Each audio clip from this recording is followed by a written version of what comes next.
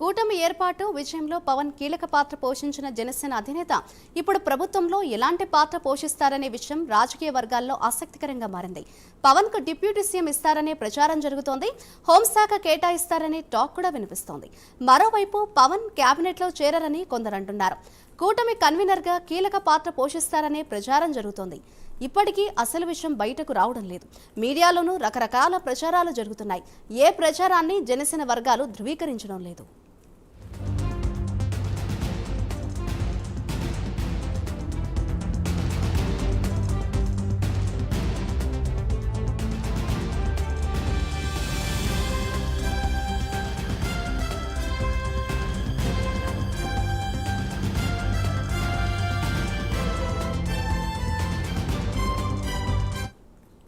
ఇదే అంశంపై మరింత సమాచారాన్ని మా ప్రతినిధి సాంబశివరావు అందిస్తారు. సాంబశివరావు.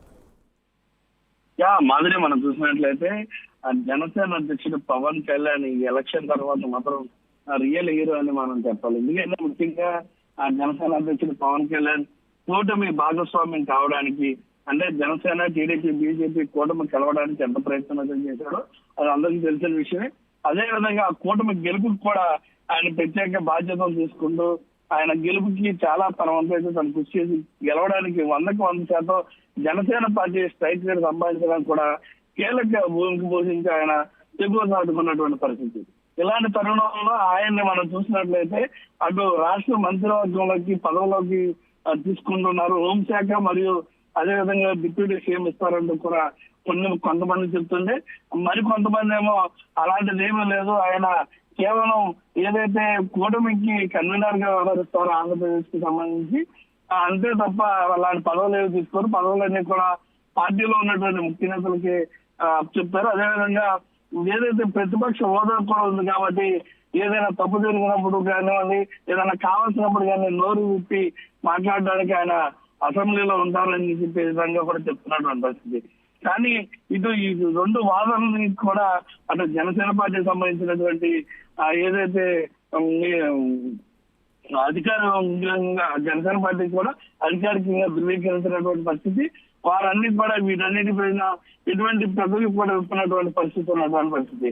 మరో పక్క మనం చూసుకున్నట్లయితే ఏదైతే రాష్ట్ర వ్యాప్తంగా కూడా పవన్ కళ్యాణ్ సంబంధించినటువంటి అభిమానులు ఉన్నారో ఆయన ఇస్తాడు కాబట్టి కంపల్సరీగా ఆయనకి ఏదైనా అంటే సీఎం స్థాయిలో ఉండేటటువంటి అధికారాలతో కూడినటువంటి పదవులు మీద జనసేన అధ్యక్షుడు పవన్ కళ్యాణ్ సంబంధించి ఏదైతే ఇటు పదవులకి రాష్ట్ర మంత్రివర్గంలో ఉంటారా లేక ఏదైతే కన్వీనర్ ఏదైతే కూటమికి కన్వీనర్ గా వ్యవహరిస్తారని మాత్రం అట్లా వేచి చూడాల్సినటువంటి పరిస్థితి. ప్రస్తుతం ఆయన ఢిల్లీలో ఉన్నారు. ఈ రోజు సాయంత్రం కూడా ఢిల్లీ నుంచి బయలుదేరుతారని సమాచారం ఉంటుంది.